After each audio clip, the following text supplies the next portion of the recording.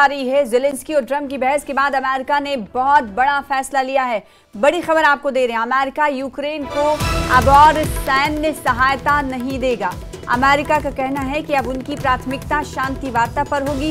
ये फैसला यूक्रेन के राष्ट्रपति व्लादिमीर ज़ेलेंस्की की अमेरिकी यात्रा के दौरान ट्रंप से बहस के बाद लिया गया है। अमेरिका का कहना है कि वो बिना किसी स्थायी शांति के किसी देश के युद्ध में धन पैसा नहीं लगाएगा। अमेरिका ने कहा है कि ट्रंप और उनकी टीम ने यूक्रेनियन नेताओं के साथ जो चर्चा की वो पूरी दुनिया ने देखी है। तो बड़ी खबर आपको दे रहे हैं, ज़ेलेंस्की और ट्रंप की बहस हुई और बहस के बाद अमेरिका ने अब बहुत बड़ा फैसला लिया है। आपको बताएं कि यूक्रेन और अमेरिका की इस मुलाकात पर सभी की निगाहें टिकी हुई थी, लेकिन जब ये मुलाकात हुई तो बात जो है वो तीखी बहस में तब्दील होती हुई नजर आई। और जब तीखी बहस इतनी बढ़ गई कि वापस खाली हाथ ज़ेलेंस्की को लौटना पड़ा। ओवल हाउस में अमेरिका के मीडिया के सामने ये दोनों नेता बातचीत कर रहे थे और ये बातचीत गर्मा गर्म बहस में तब्दील हो गई। और अब बड़ी खबर ये आ रही है कि अमेरिका ने एक बहुत बड़ा फैसला लिया है। फैसला क्या लिया है ये आपको बताएं कि अमेरिका ने कहा है कि अब यूक्रेन को वो सैन्य सहायता नहीं देगा।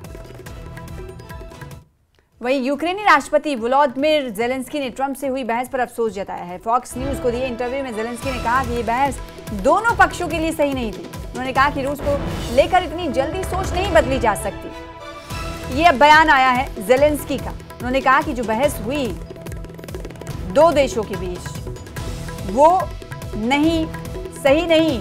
ट्रंप से बहसबाजी को लेकर अब ज़ेलेंस्की ने अफसोस जताया है। बहस दोनों पक्षों के लिए सही नहीं, ज़ेलेंस्की कहते हुए नजर आए। आपको बताएं कि उन्होंने कहा कि रूस को लेकर इतनी जल्दी सोच नहीं बदली जा सकी। आपको यहां बताएं कि ट्रंप ने रूस को लेकर यूक्रेन के राष्ट्रपति से बात की थी जिसको नकार दिया था और उसी वक्त बातचीत जो है बहस में तब्दील हो गई थी। और अब जबकि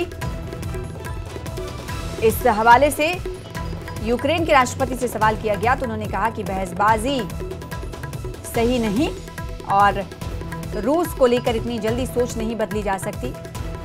ये कहते हुए राष्ट्रपति यूक्रेन नजर आए। उन्होंने कहा कि जो बहसबाजी हुई है, ट्रंप से बहस हुई है, उस पर अफसोस उनकी तरफ से जताया गया है। तो उधर अमेरिका ने बड़ा फैसला लेते हुए अब कह दिया है कि वो शांति वार्ता पर ही फोकस करेगा।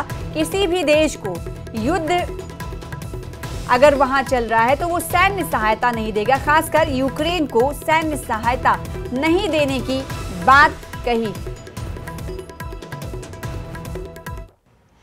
Thank you so much. First of all, thank you for the invitation for this dialogue, and good evening to all your country, to all Americans. I'm very thankful to Americans for all your support. You did a lot. I'm thankful to President Trump and to Congress bipartisan support. And I was always very thankful from all our people. You helped us a lot from the very beginning during 3 years of full-scale invasion. You helped us to survive.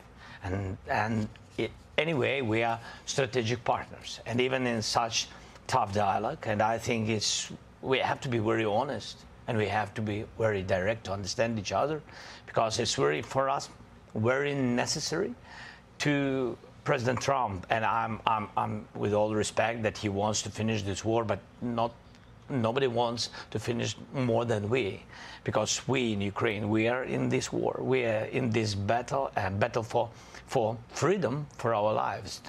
So I'm just telling that I think that we have to be on the same side, and I hope that the president on our side together with us, and that is very important to stop Putin. And I heard from President Trump a lot of times that he will stop the war, and I hope he will, and we need to pressure him with Europe, with all the partners.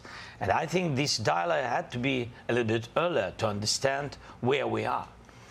Like, you know, I don't remember exactly, but like President Reagan said, that peace is not just an absent the war. Yes, we are speaking about just and lasting peace, about freedom, about justice, about human rights. And that's why I said that I think so, that ceasefire, and you know,